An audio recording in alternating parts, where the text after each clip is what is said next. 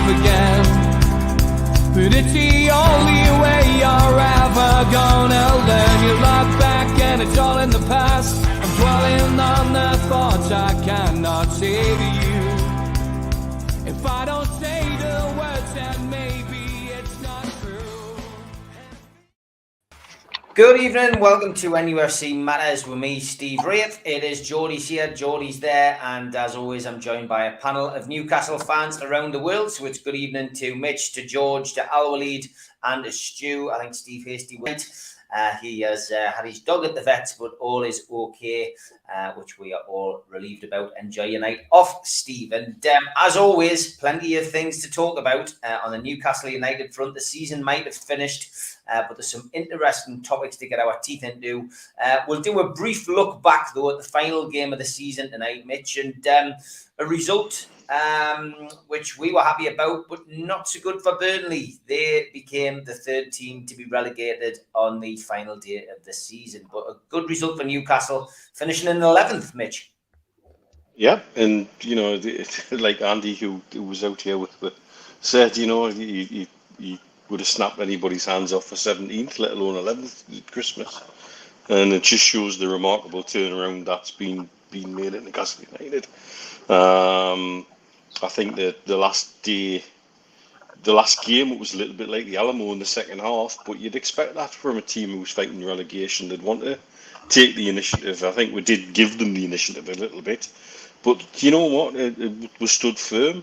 Everybody was honest. Nobody gave up. I think that's something that struck me about the whole Premiership, actually. The whole last day is what you could say is very honest day of football. Dear me. I mean, there was some... Obviously, what happened at City with Villa going 2-up, and that challenge by Willy Bowley when the Liverpool Wolves game was 1-1 and Salah was clean through. You'd think he was running for the title, let alone anything else. And I think that's really says a lot about the attitude of every team in the Premiership. I think everybody was very honest on that last day and gave everything. And I think certainly we saw some good things from our lot in different ways, and great to get another 3 points in, finishing 11th. Again, I think people forget how much each place is worth in terms of finishing position and prize money. And I think it all adds up when everybody's talking financials. It's a real feather in the cap for the entire squad to finish where we have, given that we had no wins from the first 14 games. Yeah, George, it's a great end of the season for Newcastle. I mean, we had that wonderful 9-game unbeaten run, but then the back end of the season only really embarrassed by Manchester City, who, of course, went on to win the league on the final day of the season. But, you know, a narrow defeat against Liverpool, although it was probably a comprehensive defeat in sense of performance, but then a fantastic performance against Arsenal in the last game of the season to win 2-0. But the trip down to Burnley, it was a bit of a party atmosphere for the Newcastle fans going down there. And 2 great goals by Callum Wilson, who showed a little bit of sharpness again, and hopefully more of that to come in the new season alongside a new strike partner, we hope. Yeah, I mean, you're right. A bit sad for me in a personal sense for Burnley, because I have that personal collection when I was a kid. And the irony was that when the camera were high, I could actually see the houses where I stayed when I was 15 years of age. They're still there, although they've been yuppied up by the look of things. But that's by the by. So a bit of sadness from my point of view. I was also very impressed with the way our team reacted to the result. And to the Burnley fans as well. And Chris Wood, who, like a man that he is, actually going out on his own and walking around the pitch to all 4 corners of the pitch and applauding the Burnley fans. And so not all the Burnley fans appreciating that, but at least he did it. I think the whole attitude of our lot, from the manager right through to the players, had a bit of class about it, which was wonderful. As to the game, well, it was, as already been said, you can expect you're fighting a team that's actually fighting for its life. You're not going to get any free rides unless they capitulate in the way in which Arsenal did the other night, when that wasn't going to happen. It was it was a tough game, a game which, to my mind, less than 12 months ago, we probably could have lost. I think we showed what a different team we are on Monday night and on Sunday rather, and came out on top, and all the things that have been good in the last part of the season came out, with people playing to their strength. Burn at the back, a tower of strength. ASM doing what he was told down that left-hand side and giving Burnley a hard time all the time down that left-hand side. And then, of course, with Wilson in the middle, anything that came over, you knew were in with a chance. So, yeah, a great win, a good win, and, as I say, tinged with a bit of sadness. There are other things, well, maybe want to talk about them later, but there's... Yeah, we will. We've got quite a lot to get through tonight, George. Quite a lot. I'll leave it at that. Yeah, a good win and showed how we've improved. That's the important thing, and how we've maintained the improvement. And can't wait for next year. Yeah, me too. Our lead, good result against Burnley. And were you sad to see them go down? Yes, of course. But at least, I think when I watched the game, I just believe that Newcastle can do much better. But Burnley didn't get it. They didn't work hard as they can. I think if they can, they do much more. I feel like maybe some of the players have some little bit soft spot for them, but I think Burnley didn't take advantage of that because I believe Newcastle can be more stronger. But the team, the Burnley team, is fragile since the starting of the season, and they just when we get Chris Wood from them, they get Wickworth, I think the Dutch player, and that's it. So they didn't strengthen their squad. I think everything that was leading, they were going down. So besides, they had to win over Newcastle because Leeds win. So I think they didn't do enough to stay. So that's it. Regarding Newcastle, of course, we're happy that Wilson, great comeback with effort with Arsenal, and even Manchester City, he did great. He have some opportunities. He's really good strikers, but we know that our problem that he have some current injury. I explained before why physically he get it before, but we can't depend on him. And also, we would like we really need to strengthening our lineup or our players, because this is not enough if we want to European spot next season.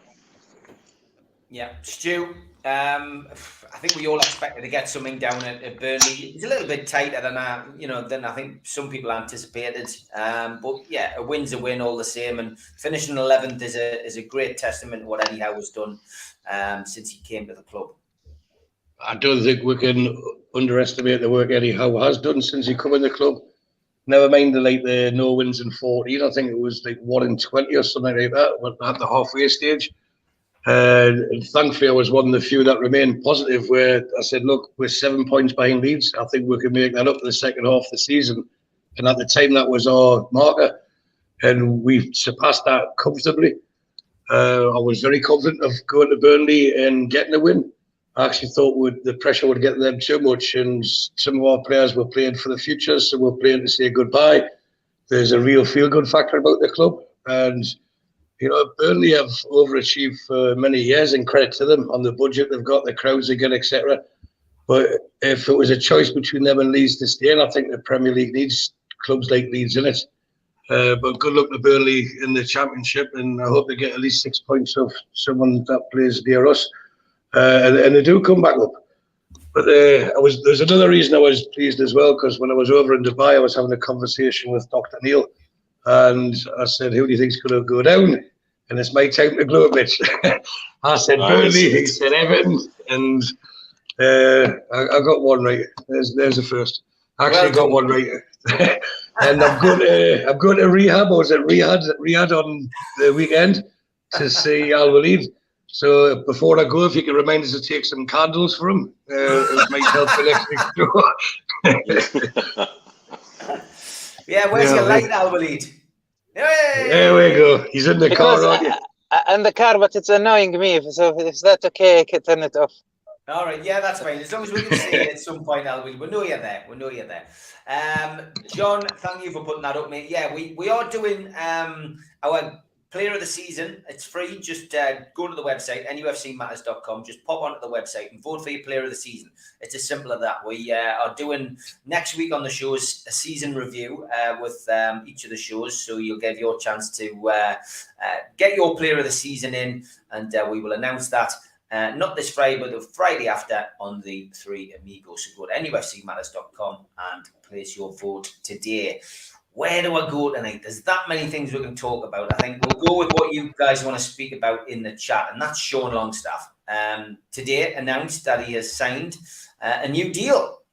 So Sean Longstaff, Mitch, is staying at Newcastle United. Let's see what the people in the chat have had to say. Tom, of course, was in first. He says, great to see Sean Longstaff has agreed a new 3-year deal with Newcastle. He seems very happy about it as well in the comments that he's made. And just lots of positivity. Nobody upset that he's signed. Somebody asking there, do we think this is a sign of intent of what's to come in the summer, Mitch? But look, I was down at Burnley. I thought, I gave Longstaff my man of the match outfield. I thought Dubravka had a good game, but I thought Longstaff played well. He's starting to get back into his rhythm. Certainly plays better when he's not playing alongside Shelby, that's for certain.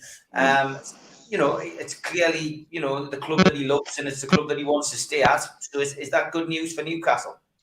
He was very good against Arsenal as well, so that's a good sign too.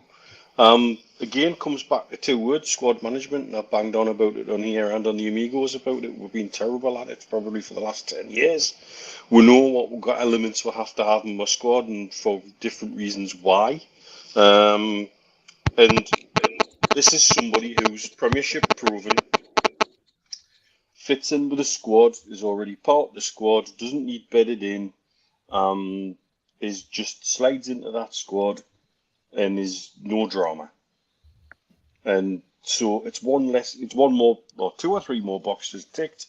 And is it a sign of intent? I think, let's see with the outgoings that start to happen. You'll see, and I think it shows that I think Howe's thinking about shaping the squad to a younger average age. I think certain individuals will be shipped out, and I think Longstaff will fulfil a role going forward in the squad, but not necessarily always in the starting 11.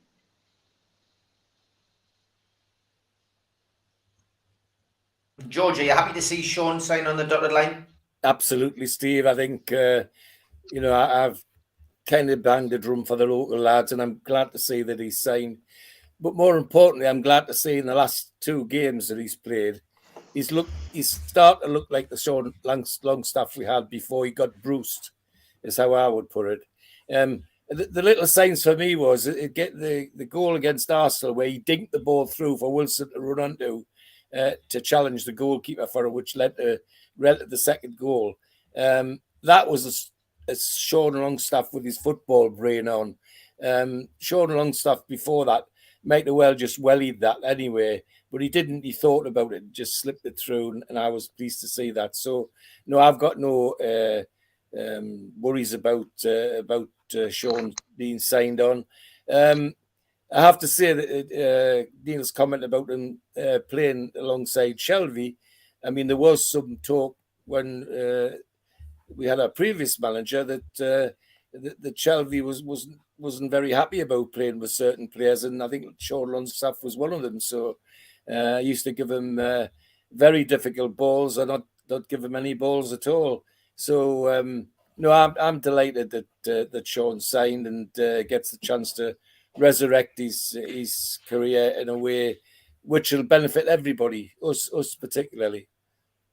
Don't forget, Ask George is coming up in about 15 minutes. If you've got a question for George, get it in. We'll get through as many of them as we can. Sean Longstaff, good signing, Al-Walid. Happy with that?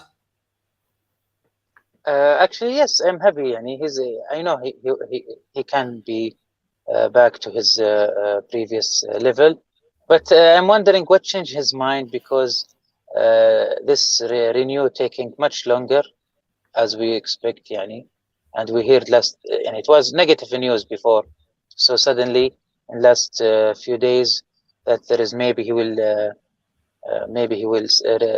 renew, and he did today. Maybe that is it related to what we speak last week about Shelby? Is he leaving because he's not getting in the lining up and starting lineup? So I think, I don't know. I wish to know from you guys: is it maybe related to Shelby somehow leaving or not? Is it not the fact that he's got 3 years instead of 2? Because I think initially he was being offered 2, and he's now got 3 years according to the chat. And that may be the big factor.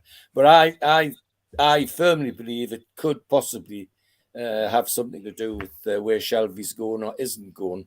Yeah, I mean, Stu, you have you've alluded to this over the last few weeks. Potentially that Shelby may have played his last game. You do get some info at times, and it would seem to be the case. I know he's probably had a little injury, he's had a little niggle, but if we are going to progress as a team, we're not going to be building it around the likes of Shelby, I wouldn't have thought. And Longstaff signing his contract would seem to suggest that his days probably are numbered now. Yeah, don't get us wrong. I don't think we'll be building the team around Sean Longstaff either. But it does, him signing a contract, and it's great to have the local boys. I've talked about it before, saying we'd all love the local boys, but we don't pick them just for that reason. But the fact that, to me, that Shelby is on his way out, and you can see in Sean's performances the last 2 games, it's like a weight's been lifted off his shoulder. And I think we're all familiar with sport, especially football, being a confidence thing.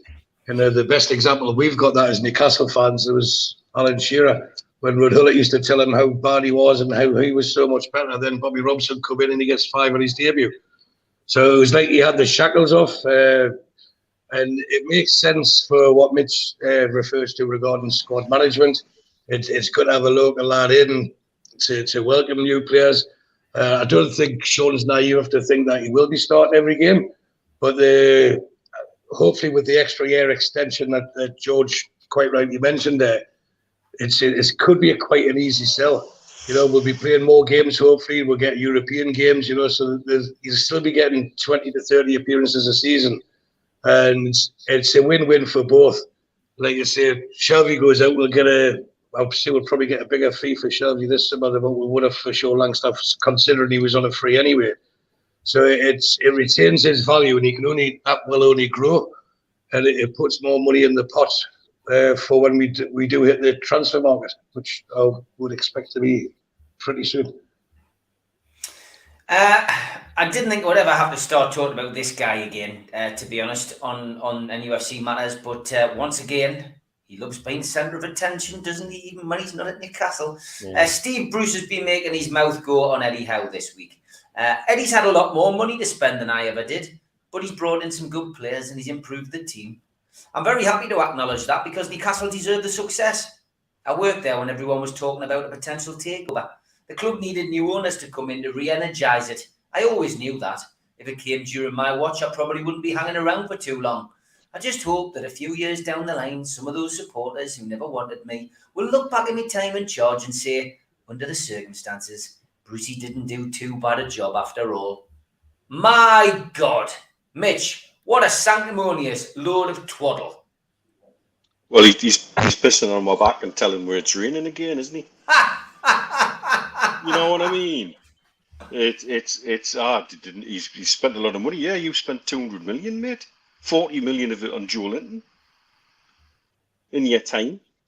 So don't tell us you didn't have money, because you did.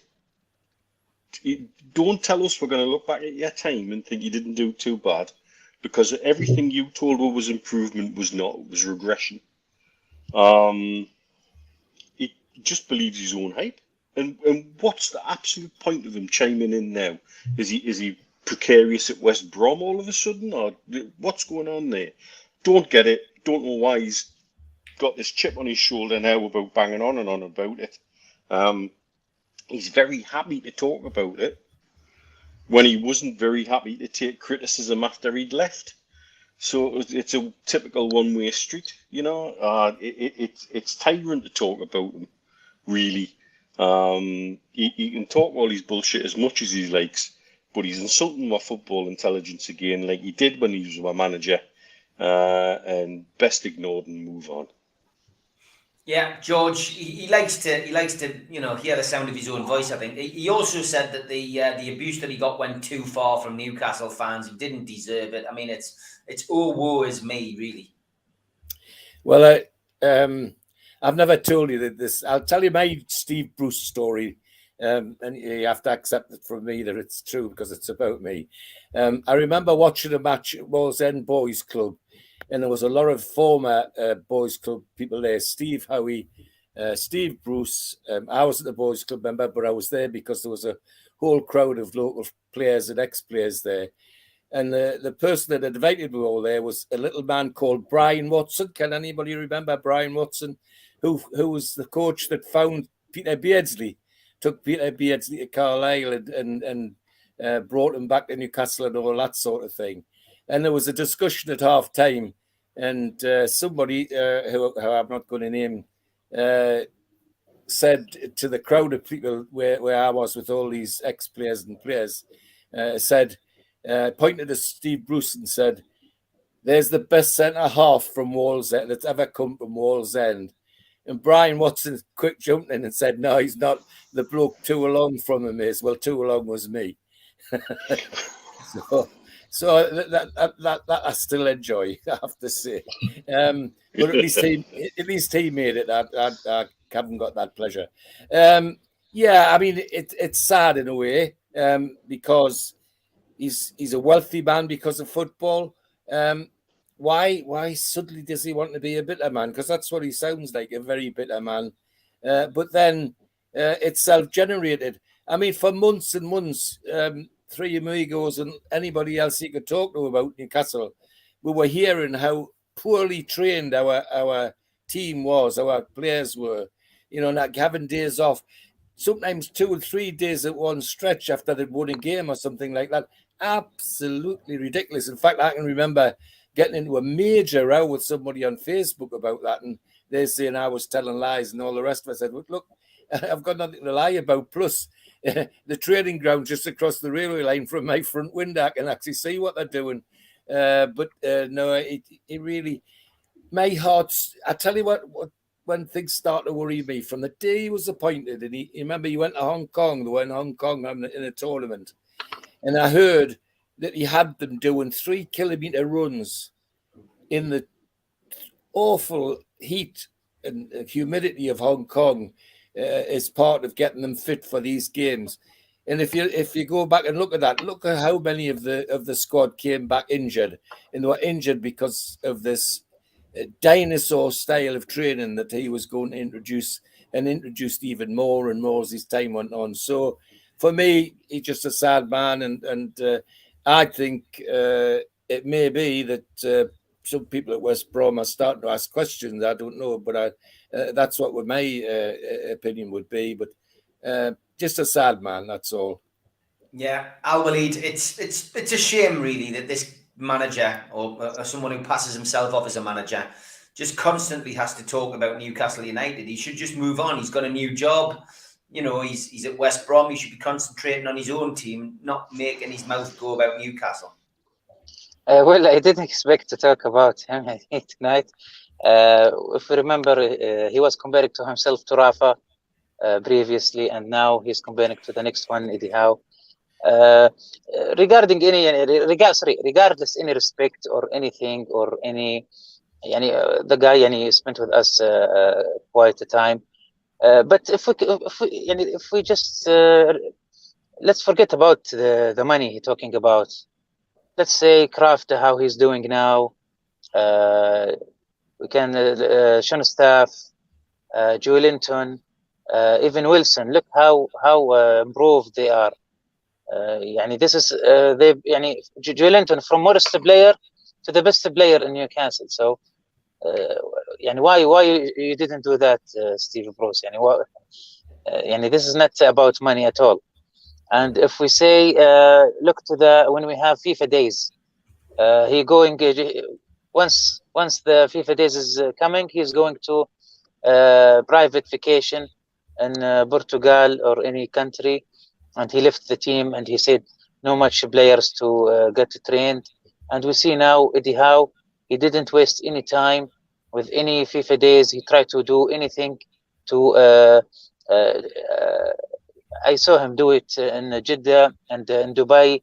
It's about a program, 7 days. 3 days is a kind of maybe some kind of relaxing or tour, and 3 serious. So and too much things really.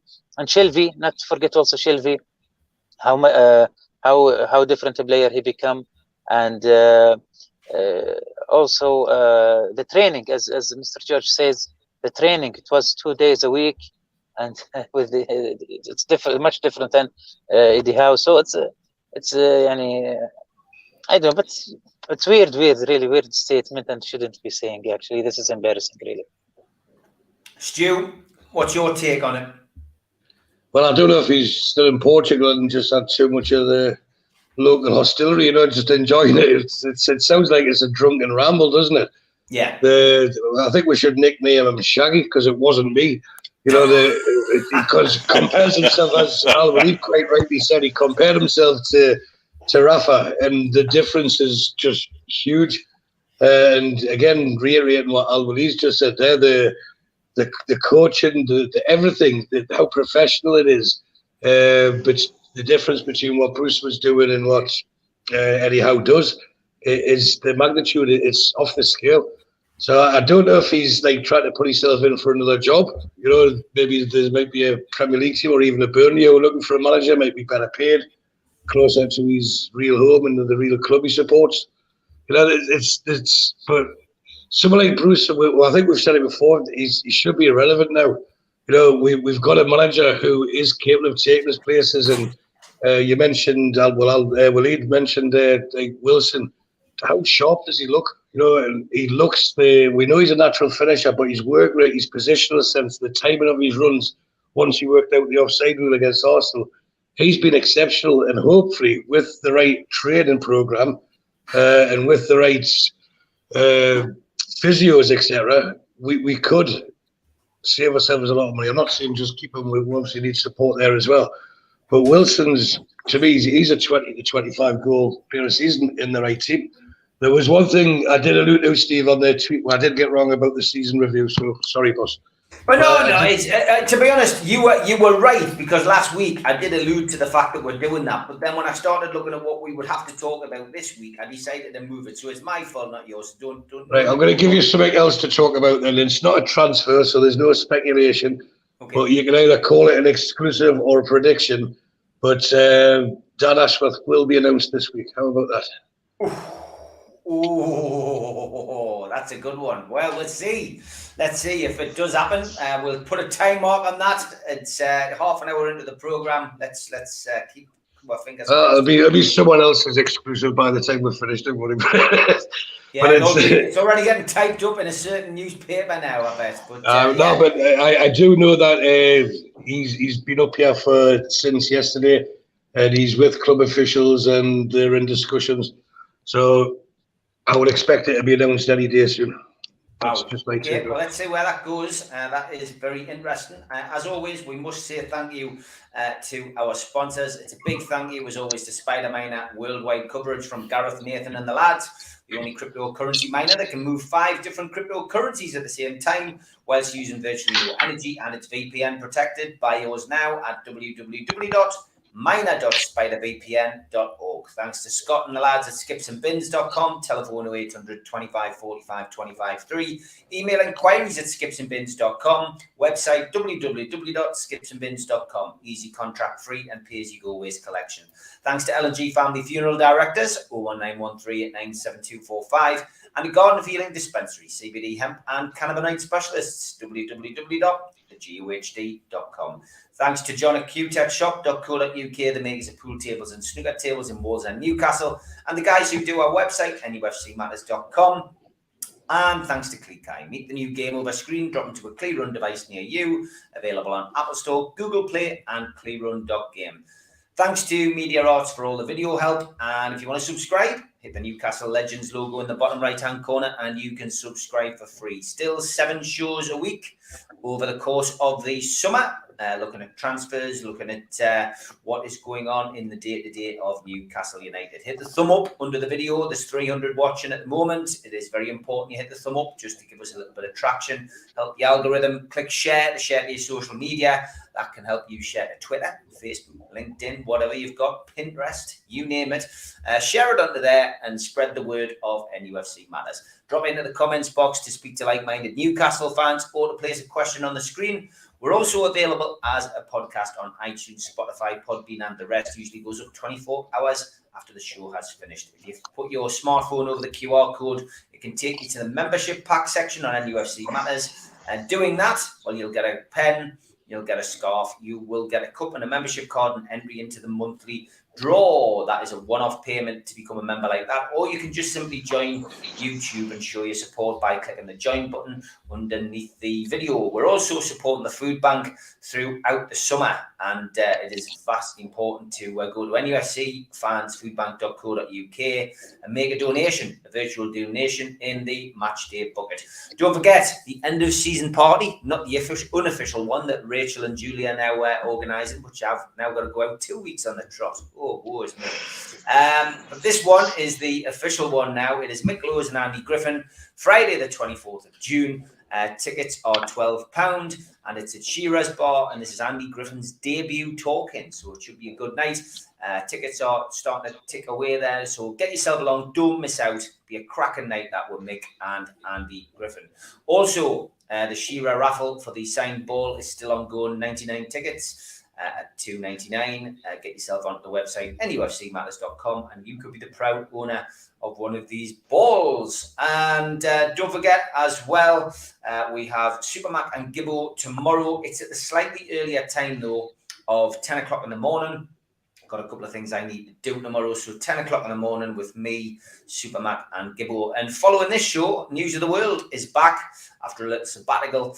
Tonight I will be on with Cookie, with Patricia, and with Anne. Lee is working late, so amongst other things, we will be talking about should the word woman be struck off from the English dictionary? Should Prince Andrew be anywhere near the Platinum Jubilee celebrations? And will we ever see the back of Boris? Despite all of these photographs being leaked, he still seems to be the Teflon Prime Minister. So we will be talking about that tonight from 7:15 until 8:15, a little break, of course, from the football. Okay, let's talk about probably what I would describe as one of the rudest things I've seen this season in football, and that is Jack Grealish. I cannot believe that this guy has said what he said about Almiron, one of our players. Alan Little says, Jack Grealish, was it a drunk throwaway comment or a complete lack of respect to a fellow rival pro? Blue Rhythm Boy says, I like how he said Almiron twice just to make sure he knew who it was. They've clearly had previous banter about Miggy. Vince says, Grealish cannot hold his drink or his place in the starting lineup. And Anthony says, spilled more on my tie than Grealish could drink. He's got a classless gob. Lots of talk about this, lads. And Miggy, of course, you know, one of our own players, puts a good shift in. Okay, doesn't score many goals, hasn't had many assists this season. To be fair as well, you know, he's trying to play his way into the team the back end of the season. But I thought he was, I thought he played well. You know, he does what he does. He runs around with a smile on his face. He puts his best effort in, and he plays for the team. He didn't deserve that, Mitch. Miguel Almiron also has a goal of the month. Yes. To you, Jack Grealish. You know what? I don't like saying this about professional footballers, but I genuinely hope somebody from our team 2-foots him and turns his ankle into porridge next season. That would be what he would deserve for the classless act. And talking about a drunken comment, well, this is somebody who's got previous for drink driving as well. So I suspect he should be having a look at his relationship with alcohol. And his club should be pulling him to one side and saying, hey, that was just utterly out of order, utterly no class. The guy is every bit as much of an ignorant idiot and a twat as I thought he was. And frankly, he's he's not covered himself in glory at all, has he? No, definitely not. George, it's a disgrace, isn't it, really, what he said It about is. the fellow professional? I couldn't. I was sitting watching it when it happened, and I couldn't believe it.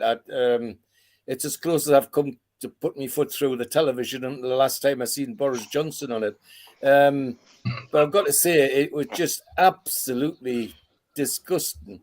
And I also was disappointed that the people he was with, who were Manchester City, three Manchester City players, all had a good laugh as well, because he made sure that they knew what he was saying. And I thought, well, what terrible disrespect to a fellow professional. Love him or hate him, we have a hard-working and happy soul in Miggy. He loves Tyneside. He loves the Geordies. We've never had an ounce of bother from him, and yet this idiot, because he's thinks he's clever and he's 100 million player and all that sort of thing. Well, you've got something to learn, buddy lad. If you're still being talked about in the sort of glowing figures that we can talk about Miggy here in Tyneside, in Manchester, that in 10 years that you might not be. And I suspect, following what Neil said, I'd be amazed if Pep Guardiola doesn't take him to one side and haul him up about this and about the drinking. If ever I've seen a young player looking like a next Gaza, that's him. That's him. That's the tribute I'd pay to him. He's headed down a very, very deep and terrible road, and he's got lots of previous for all sorts of things, not just drinking. But it was shameful to talk about a fellow professional like that. Yeah, Al Walid, I mean, Jack Grealish has just won the Premier League. He's at Manchester City, where you would have thought they would have had a little bit more decorum under a manager of Pep's quality, but clearly not. Jack Grealish shown himself for the idiot he is, really. Well, first of all, he was drunk, and that's not excuse, but it's at least, this is what's going on inside him. For me, he's a great talent, and going to Manchester City was a big mistake, and he's not getting enough minute. And it's obviously you can tell that he's jealous from Riyad Mahrez and Almiron, I think, because they are having more minutes, playing more than him, and maybe he's a lot under for pressure, because everybody always remind him he's 100 million and he's in the bench. And I think he have two goal opportunities. It was against Real Madrid. If he score it, I think they will be in final, and he just blow it off. So I think he's under pressure, and that's why he said that. Yes, Stu, was uncalled for, wasn't it, really? No comment as yet from Almiron. I don't think he really needs to. I think we can all do it for him. I'm sure I made my opinions clear on Jack Grealish last week or the week before, where he's not been talked about enough. The fact that he's £100 million player that's done what? This season, he was a big fish in a small pond at Aston Villa. He's got previous with us as well. When we were playing against him and we got beat 2-0, he was caught on camera saying, "Come on, get into these are S height." I think that's how it read. Something like that, and he's I don't want to sound too bad, but he epitomizes what's wrong with the current crop of footballers. But there's good ones that will act professional, and you're right what you say. Miggy shouldn't have to reply. And as for Mitch's comment that someone from our team needs to nail him next season, well, it'll have to be in a reserve game, won't it? Because 100 million quid, and he's got 1 foot and he's got 1 trick, and he's been shown for what he is, and he can't fit in. If you spend that sort, he doesn't make his transfer fee, to be fair, but if you spend that sort of money on someone, you expect a better return than what he's given. And when people say I've spilled more down my shirt than he's drank, I'm sorry, I wouldn't spill drinks like that. But for sure, he's probably drank what we could do in just an hour, Mitch, and that's him. He's away with the fairies, and his mouth's away with it. And it's just embarrassing. He's embarrassed himself more than embarrassed Miggy, because there's been a call to arms with Miggy, and if anything, we'll stand by him. And what is Miggy? He might not be the best finisher. He might not be the best assist player at the moment, but he's a good, honest pro who gives 100%. This guy hasn't given 100% for anything. He just believes his own hype. And I'm sorry, George, but to compare to him with Gaza, my God, Gaza had more ability in his ankle than what he's got. I was comparing the drinks, Stu, not the. Yeah, that bit I get. But, you know, you've got the drink driving thing that Mitch referred to earlier, and the guy's just a menace. And as Almiron quite rightly said, he's embarrassed his club. And Guardiola's a taskmaster, but he can't also be seen to just jettison someone out who he spent that much money on. You know, it was a luxury signing that went wrong. And I'm trying to say it without swearing, the guy's just an idiot. That's probably the best way I can say it. He's a waste of space. And I really do hope that Miggy comes on stronger. He probably hasn't read it and doesn't understand it. He's not even interested and not bothered.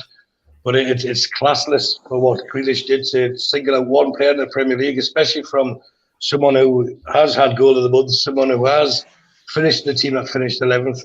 I'm sure there's players close at home in these Villa team who finished below us that you could have mentioned. But it is what it is. But we're just a small club and no one wants to talk about us. It's fantastic, isn't it? Evening, Steve. What is it, Steve, about Miggy? Because it's only a few weeks ago we were playing Crystal Palace, and we had a similar situation with their players who were belittling Almiron, and then he went and stuck a goal in the top corner. Yeah, I mean, but this is the nature of football as these days, isn't it? You know, they open their mouth without engaging their brain. Jack Grealish, 26 games for Man City this season out of all the competitions they've been playing in, and he's managed to score 3 goals. You know, dear me, he's hardly pulling up trees himself, is he? Apologies for being late, by the way. I was out for a drink with Jack before, and I've just had to put him out. It was a cliff you dropped him off. But yeah, I mean, Miggy's in a bit of an enigma as well, isn't he? You know, I mean, he has his detractors. What you get with Miggy is he gives 100%. You know, he never stops running. Jack Grealish just walks around the pitch and thinks he can turn it on when he wants to be, and that's the difference in the mentality, the South American mentality of you turn up, you put your shirt on, and you work your socks off for your team.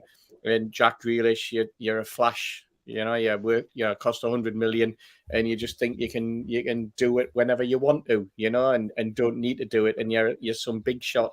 You're not a big shot, Jack. You can't even get a steady place in the England team, for God's sake. So, you know, it'll all come out in the wash, you know. And I'm a bit like Mitch, I must admit. I was listening to what he was saying before. I hope someone does 2-foot tackle him, you know, and knocks him completely off his pedestal and off his stride. Because that's what he deserves, because he's classless. Go on, Almiron, you were just going to say something before I cut you off, sorry. No, I just said that he is also, now it's not about Almiron, it's about Riyad Mahrez, his teammates. He will cause much problem in the city. Mm-hmm. Yeah. Yeah, because Guardiola prefer Mahrez after him, before him. Yeah, okay, very true. I'm a little bit later than I anticipated, but it has given you an opportunity to get a couple more questions in for Ask George.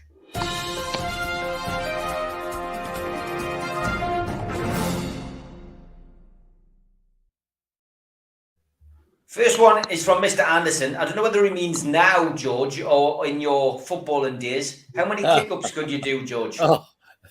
I think because I can't bend my knees now, I don't think I could do more than 2. But when I was in the good old days, very active. Well, in the hundreds, 200 at least. What, in a row? Yes, of course. My God, Steve, when I was little, I remember my dad doing keepy-ups and on his head and getting over 100 easy. That's like a keepy-uppy king. There's a guy from Scotland. His name escapes us, but I hired him a couple of times for charity events, and he's absolutely Joe Penman. No, not him. Okay, next question. Okay, Steve, can I just, before that next question, I want to tell a little story there. It's not about keepies up, it's about press-ups.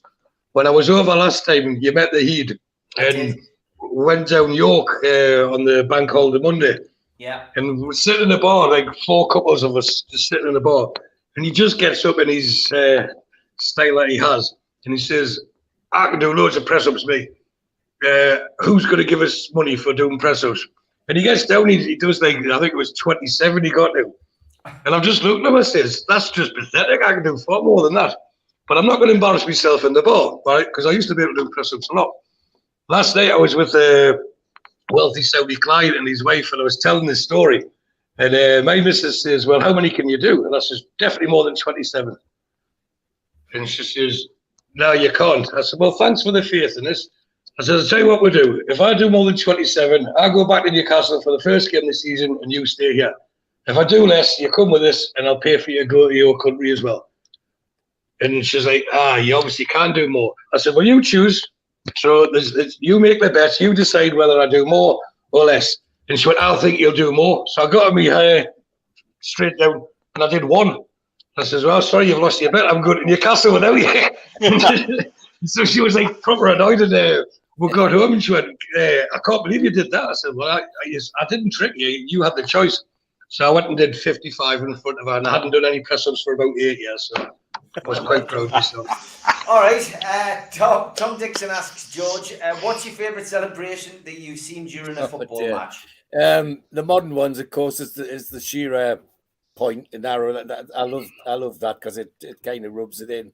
But going way back, I mean, I think the oddest one and one of the favourite ones was we used to have a little midfield player called Ernie Taylor, and he was a tiny tot. When I mean a tiny tot, he really was a small guy. And I forget who we're playing. I think we're playing Arsenal at St James's, and he scored 2 goals. But the second goal was a real belter from outside the penalty area, and he was so elated. He ran around the penalty area and back to the halfway line, and he just jumped on the back of Frank Brennan, who was a monster centre half, and Brennan latched onto him and run him to each corner of the ground, before he plunked them down again. It was, just had the whole of St James's Park was in raptures. They were laughing their heads off. But that was Ernie Taylor. But it was the sort of thing he would do. The only thing he didn't do was have a fag at the halfway around because he was a good smoker. George, was Ernie one of the Busby Babes? No, was that a different Ernie Taylor? Yeah. That was a later one. Yeah. Last question for you, George. Which fans have been the worst behaved that you have seen at St James's Park or around the town? Alan says Chelsea in '84. Yeah, it takes some beating. I hate to say it, but I get upset at the way the Liverpool fans behave when they're in Newcastle. Over the years. I mean, it's not a game, not fans that I look forward to seeing or listening to that come to St James's Park. And in the past, going even further back, West Ham have let themselves down once or twice as well, coming to St James's Park, and doing things which are just over the top. Interesting, really. It's interesting. It is an interesting question. I've always found Celtic to be the worst. I was going to say Rangers. Was there not trouble with them in the first cup? Yeah, Celtic, there was. But Rangers nearly stopped the match. I mean, they came on the pitch. It took police dogs to get them off the pitch. And I know, but Steve's right. It's Celtic as well. Even when it's just been friendlies.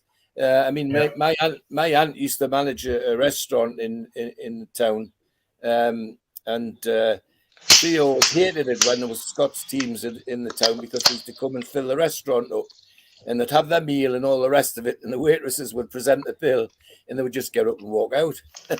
And the restaurant was down all that food and drink and wine and all kinds, So yes, the Scottish teams as well, but the Rangers one was in the first cup was where they actually invaded the pitch. They come on the pitch, and it took the police dogs to get them off.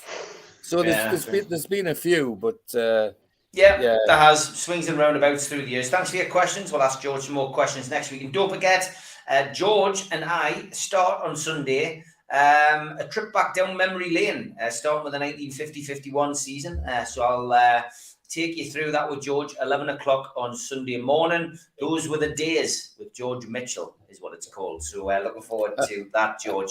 I Alan don't Little, disappoint you. you won't, mate. You won't. Alan Little asks the panel. We'll finish off with this. Do the lads think the season tickets that go on general sale will somehow be distributed fairly? For example, maybe using a past season ticket ownership or a member, maybe. Now, the Supporters Trust came out with their line this week. They said their members had spoken, Mitch, about this particular situation, and they say that their members think that those people who walked away under Mike Ashley should get priority. What's your thoughts, Mitch, on what the Trust have said with regards to that? Or I'll get this right, the Trust membership have said.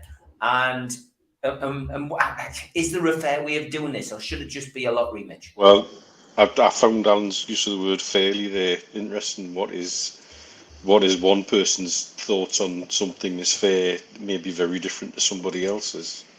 I can understand why Trust membership have come and said what they said, because that's a very common line from many people I know are associated with the Trust who gave up tickets. When you give something up, you give it up. Yeah. You don't give it up and keep a toe in the water. And you need praise and thanks for the courage of your convictions to walk away, because many people couldn't. But walking away means walking away. It doesn't mean, can you keep me place in the queue? It means you walk away. And the fair distribution of season tickets would be first come, first served. Then everybody has a fair chance of getting one. Which is rich coming from me as somebody who lives in a foreign country and still has a season ticket in his name. But that's, to me, it's a very difficult question. This has always been a very difficult situation to talk about. What do you do when you give it up? What about loyalty points, etc., etc.? And again, I've told this story more than once. I lost all my loyalty points when I had 2 tickets and went down to 1, and I had to build mine back up. There was no way back for that. And so one would imagine, if it's still the same, once you're off the system, you're off the system. There's no way to get your points back. So if that's the kind of thing you're expecting as well, you might be disappointed. There is no easy answer to this. We're back to the days where under Keegan, when there was waiting lists and tickets were at a premium, and I understand that and I totally get it. It creates an interesting situation for us as a fan base and for us as a club, talking about capacities and growth and things in the future. You know, this is an ongoing discussion. In my experience, a very circular argument. We'll cover the same arguments over and over and over again, and there's no easy answer and there's no real obvious solution, other than to start everybody at the same plateau and say, right, on you go. Which might sound harsh from my point of view, but I can't see any other way to do it, personally. Yeah. Okay, George, what's your take on this rather controversial issue?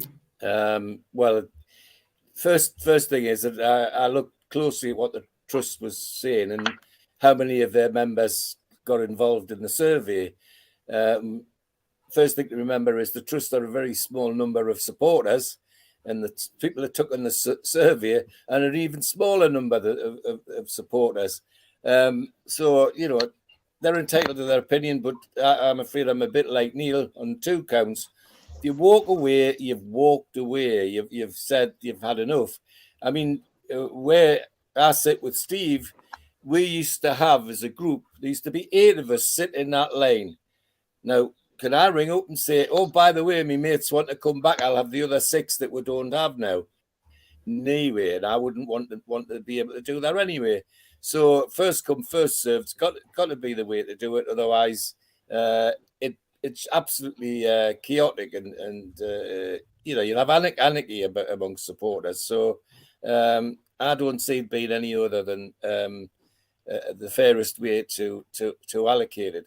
I mean, when I think of the money that Ashley threw away for people like us, there was 8 who used to go at the match. And because I was the sober one, I tended to pick them all up in the car and drop them at St James's. We'd go in and we'd have our lunch before the match, and then we'd go and watch the game, have drinks at half time, drinks after the match, and watch the evening game on the telly in Bar 1892 before we went home.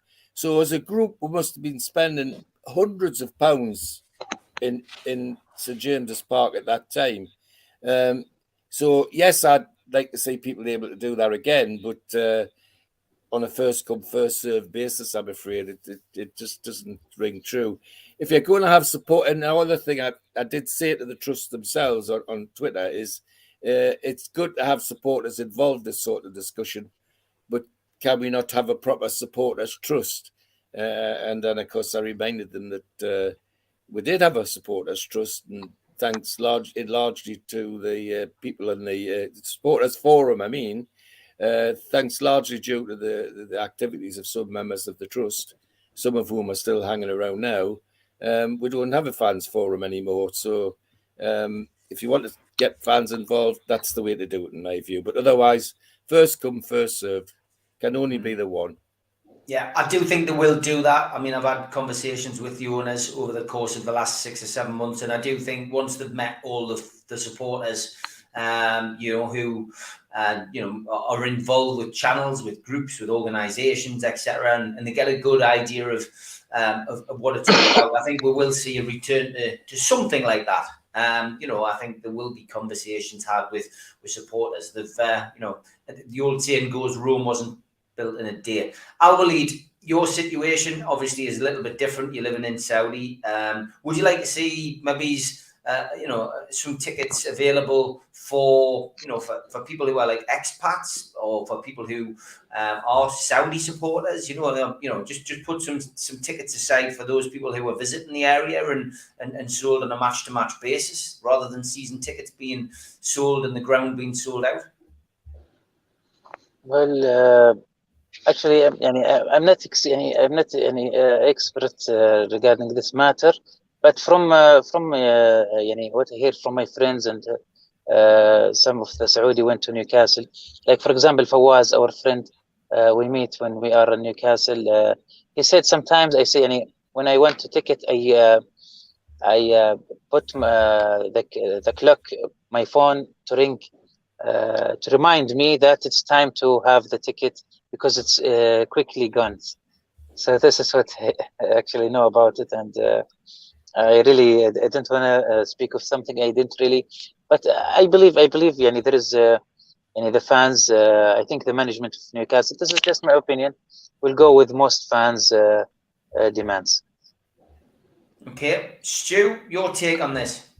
That's strangely related to Gaza, who we were talking about before. When things are going well, everyone wanted a piece of them. When things weren't, no one did. Yeah. And I think you have to show a certain amount of empathy, not sympathy, but empathy to those who did give the tickets back in, because for many it would have been a hard choice. The fact that they had to give 10,000 away, that might have actually forced Ashley's hand to, rather than just keep milking the club, is to, right, I need to get out now. It's going to start costing us money if I do this. So, yeah, you can understand why those who did feel that they should be at the top of the queue, but you don't know. I mean, seriously, what they're going to do, sit with everyone individually, listen to their own personal story. And, there's many cases that can be made for many different people. I'd love one. I was strange enough, I was talking to Heath this week, saying if there's many spare, I'll buy one. And I'll use it for when I come over, and he can give the tickets or sell the tickets when I'm not there.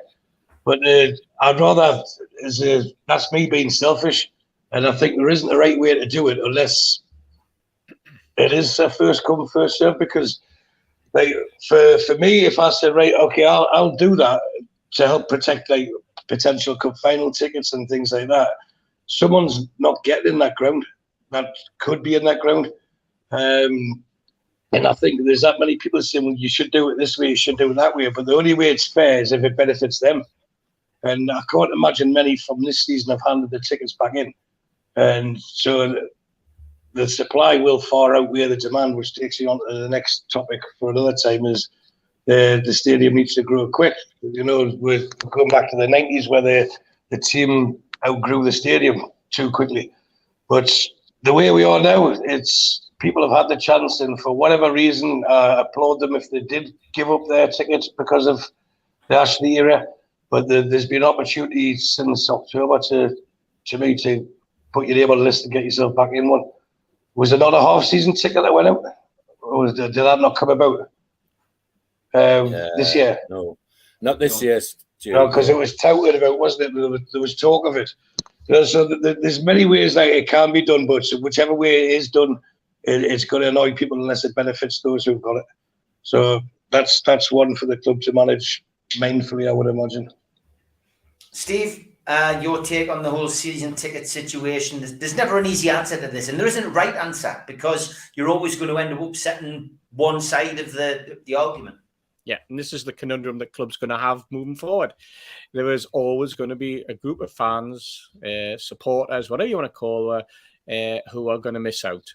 Going to miss out because there's only 52,000 can get in the ground.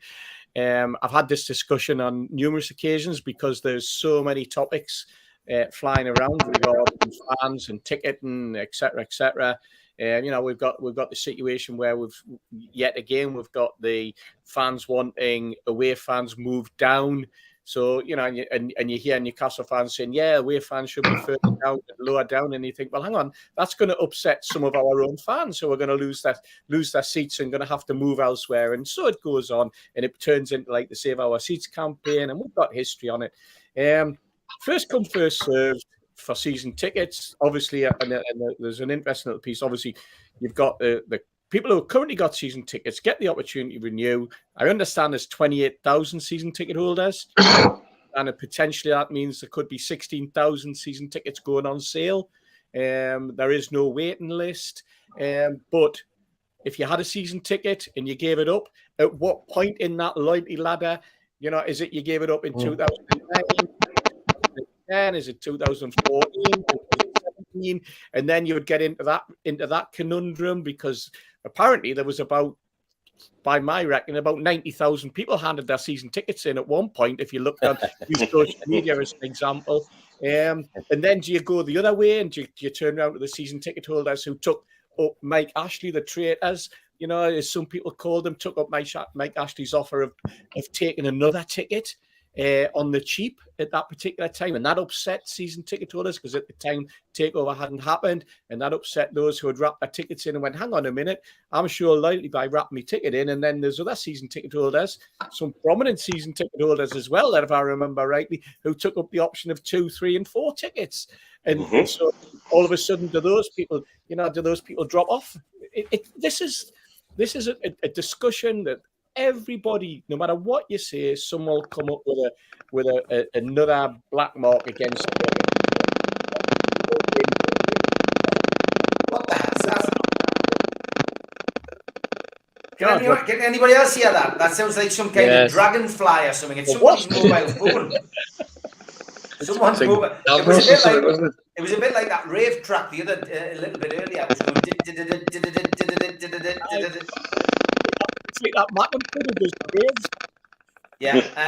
come to the end. We've come to the end of the show. Steve Hasty was rudely interrupted by a dragonfly. I've got no idea what that was. I do want to give John Ball the final comment. Looks like Matt Ritchie's little cameo at the end of the Burnley game was the last we will see of him. Been a great pro for us. Would you lads all agree? Great servant of the club. I'm going to say this for everybody because I know nobody's going to disagree. Matt Ritchie has been a fantastic servant. I think everybody knows that Matt's been my favourite player at Newcastle United over the last few years. I was at Burnley. I got a chance to see him come on. He did what he does best, shout and ball at people, point and run himself into the ground. I'm going to miss him. I wish him all the best. I hope he gets another good couple of years and one last big payday.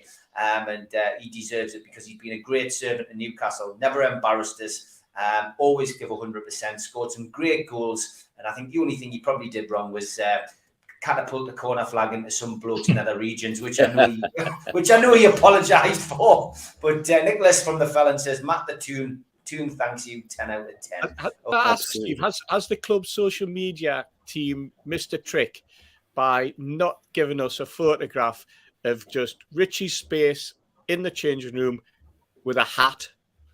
That would have been the perfect a perfect ending for him. He's left his magic hat there in the changing room for Bruno to pick up on. I think we should text Lee Marshall and tell him that. Yes. In fact, you do that, Steve. Great Well, idea. Steve, that's your job before Friday.